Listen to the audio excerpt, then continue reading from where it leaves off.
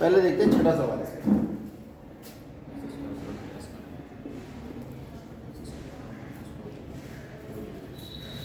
छठे सवाल में उसने कहा है एक्स स्क्वायर बराबर -9y।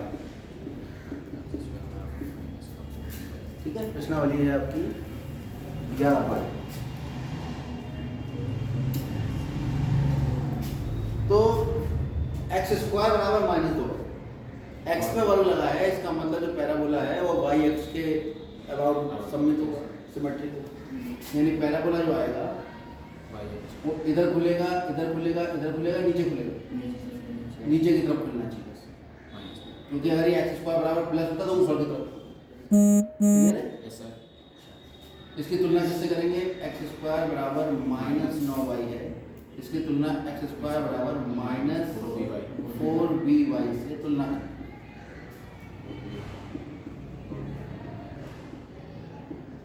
तुलना करेंगे तो 4b बराबर 9 और b बराबर 9/4। ये जो पैराबोला है इसका केंद्र फोकस यहाँ पर, फोकस के निशान होते हैं 0, -। चलो पहले शुरुआत करो। शीर्ष कितने आएंगे? अक्ष क्या होगी इसकी? y। नियता का समीकरण, नियता इधर होगी जितनी दूर, तो इसका आएगा y बराबर b। नियता होगी y बराबर b या y माइनस b बराबर 0। b का मान कितना? 9/4, तो y माइनस 9/4 बराबर 0, तो 4y माइनस 9 बराबर 0। ये नियता होगी। नियता के बाद क्या पूछा उसने? नाभि। नाभि होती है 0, -b, यानी 0, -9/4। उसके बाद नाभिलंब की लंबाई, नाभिलंब जीवा की लंबाई 4b, यानी कितनी होगी? 9, 9/4 रखो। और क्या क्या पूछ लिया? अक्ष हो गया, नियता हो गई, नाभि हो गई, शीर्ष हो गया, और नाभि के निर्देशांक, परवलय का अक्ष, नियता का समीकरण, नाभिलंब जीवा की लंबाई, सारी चीज़ें निकल गई। केवल इतनी चीज़ें निकालनी। उसके अलावा 5वां सवाल देख लेते हैं।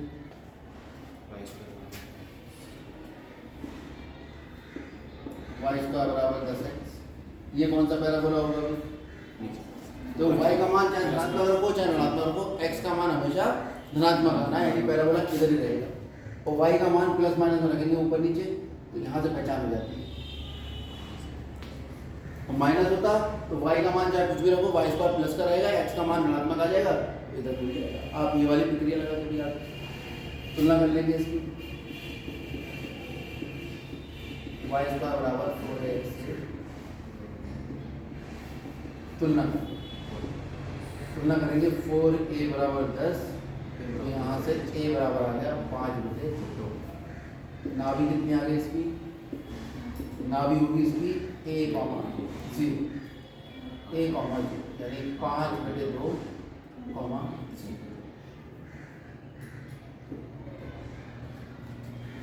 ये निकल आया नाभि के निर्देशांक। नियता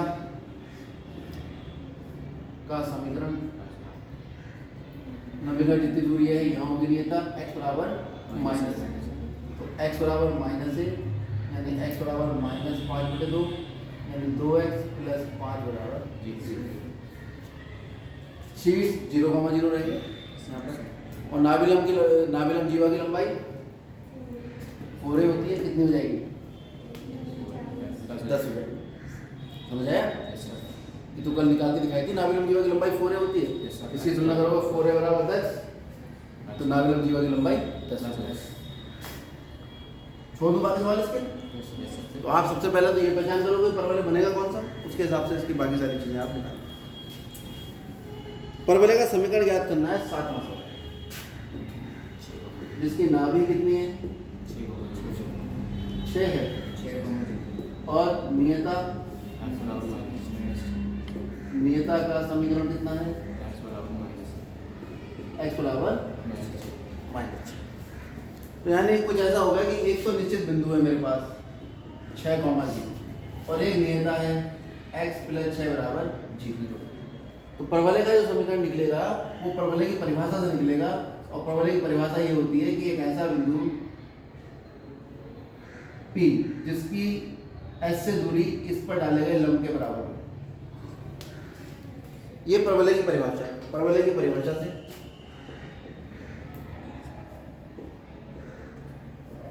क्या कहती है परवलय की परिभाषा? PS बराबर D। ठीक है, PS क्या है? P बिंदु मान लेते हैं x, y। PS हो जाएगा वर्गमूल x माइनस 6 का वर्ग प्लस y। और PM क्या है? बिंदु P से इस रेखा पर डाले गए लंब।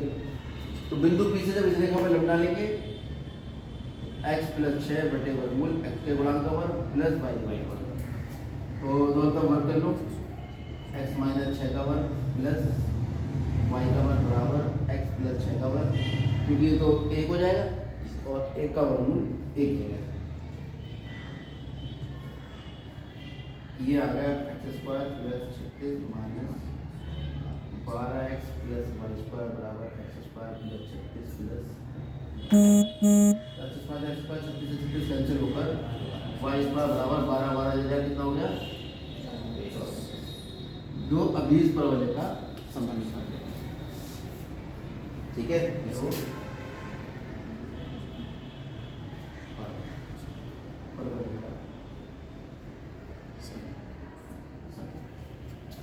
कुछ बच्चे इसको ऐसे भी कर देते हैं, वो कहते हैं भाई नाभि कितनी होती है? a, नियता कितनी होती है? x बराबर माइनस है। उस आधार पे a का मान कितना आ गया? 6। तो y स्क्वायर बराबर 4x समीकरण होता है, a का मान 6 डाल दो, 6 चौक। ठीक है, लेकिन ऐसा करते नहीं, ये प्रॉपर ही करना पड़ता है तभी नंबर मिलते हैं। परिभाषा तो यही कहती है कि बिंदु से वेरिएबल बिंदु ले लेंगे x, y। उस बिंदु से एक निश्चित बिंदु यानी नाभि की दूरी बराबर उस बिंदु से रेखा पर डाले गए लंब की लंबाई। 8वां भी ऐसे ही है, 9वां और 10वां अलग है। 9वां देखो, 9वें में उसने हमें शीर्ष दिया है, कितना है? 0,0 नाभि दे दी, कितनी है? कितनी बना? शीर्ष 0,0, नाभि कितनी है? 3,0। तो ये तो साफ साफ पता लग रहा है, ये वाला करने पहले पता लग गया। इस परवलय का समीकरण क्या होता है? क्योंकि नाभि को शीर्ष से मिलाने, अक्ष क्या होती है? अक्ष होती है। जब हम नाभि को शीर्ष से मिलाते हैं तो अक्ष आता है, और नाभि को शीर्ष से मिलाने में कौन सी अक्ष आ रही है? ये मूल बिंदु पे स्थित है और ये x पे स्थित है। तो कौन सी अक्ष आ रही है परवलय की? परवलय की अक्ष कौन सी अक्ष होगी? x अक्ष होगी। अतः परवलय का समीकरण जिसकी अक्ष x है, परवलय का समीकरण y स्क्वायर बराबर 4ax। ठीक है, और नाभि कितनी रखी है? 3,0। होती कितनी है नाभि? 1,0। यहाँ से a का मान कितना आ गया? 3 उठा के रखना है।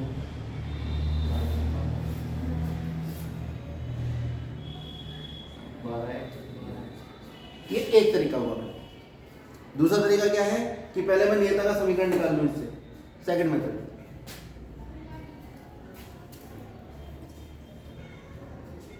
ये तो सीधा सीधा हो गया।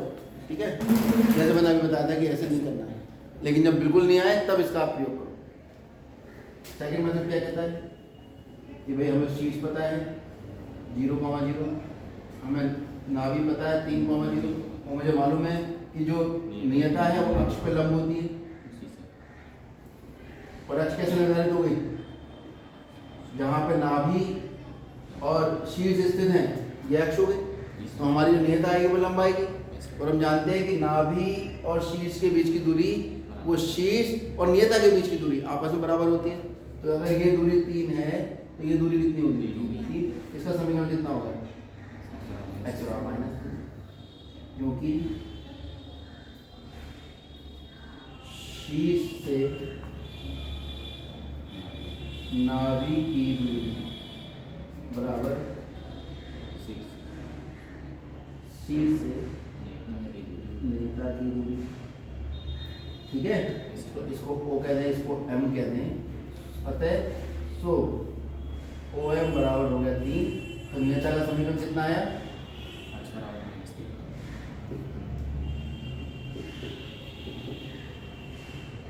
x बराबर -3 यानी x + 3 बराबर 0। अब यहाँ पे एक वेरिएबल पॉइंट लिया जाएगा p x, तो p की जो जहाँ से दूरी होगी वो इससे डाले गए लंब के बराबर, ps बराबर 3।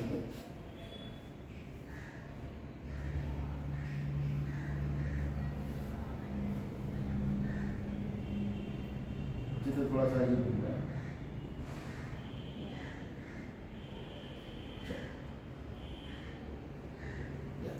और पी के निशान कितने हैं? x, माना वेरिएबल पॉइंट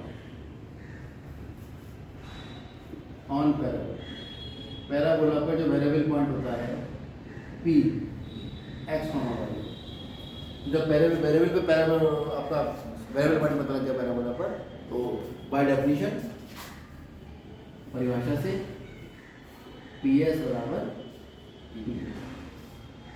डेफिनेशन।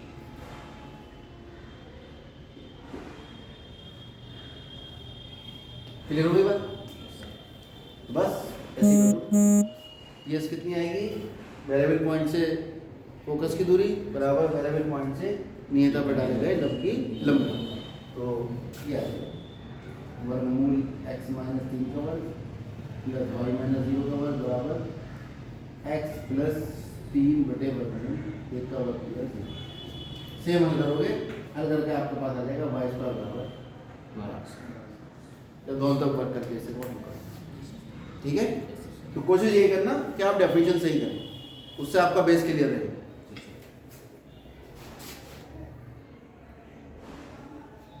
मालूम है, मैं करोगे तो इसी तरीके से एक कमांड निकाल, लेकिन जितना सही कर सकते हो उतना कर लेना, कर लो ज़्यादा अच्छा है।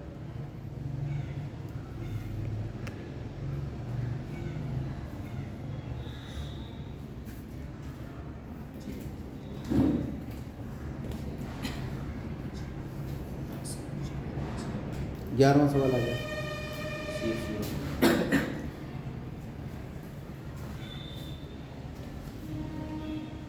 क्या कर रहे हैं? शीट्स जो है 0,0 और प्रबल 2,3 से होके जाता है।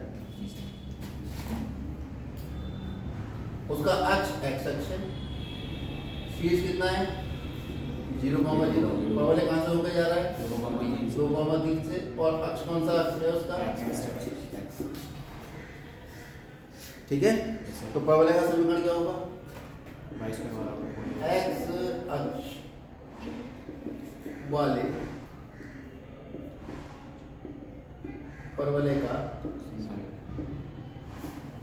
समीकरण, अक्ष x अक्ष वाले परवलय का समीकरण वो होगा y² बराबर 4x। समीकरण नंबर 1 जो कहाँ से होकर जाता है 2,3 से होकर, और जो परवलय जिस बिंदु से होकर जाएगा वो बिंदु उसको संतुष्ट करेगा। x की जगह रख दो 2 और y की जगह रख दो 3।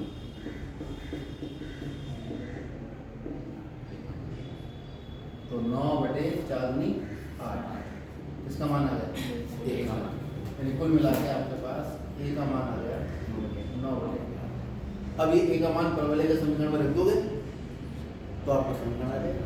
ठीक है, तो a का मान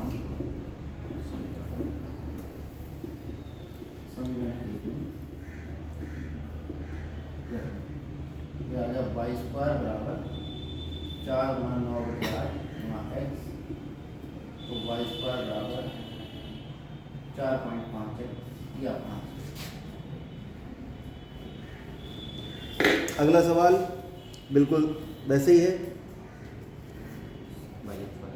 कि शीर्ष जो है वो 0,5,2 से जाता है और अक्ष जो है वो y अक्ष के सापेक्ष सममित। ये जो शब्द है y अक्ष के सापेक्ष सममित है, मतलब जितना इधर है उतना इधर है, यानी जो परवलय हमारा वो y अक्ष के सापेक्ष सममित है। जितना परवलय y अक्ष के इधर है उतना ही परवलय y अक्ष के इधर है। और किस बिंदु से होकर जा रहा है 5,2। इसका समीकरण होता है x² बराबर 4b/5। समीकरण एक कैसे पास करा देना, पास करा कर b का मान निकल आएगा, उठा के फिर यहाँ रख दोगे परवलय का समीकरण। उतार लीजिए।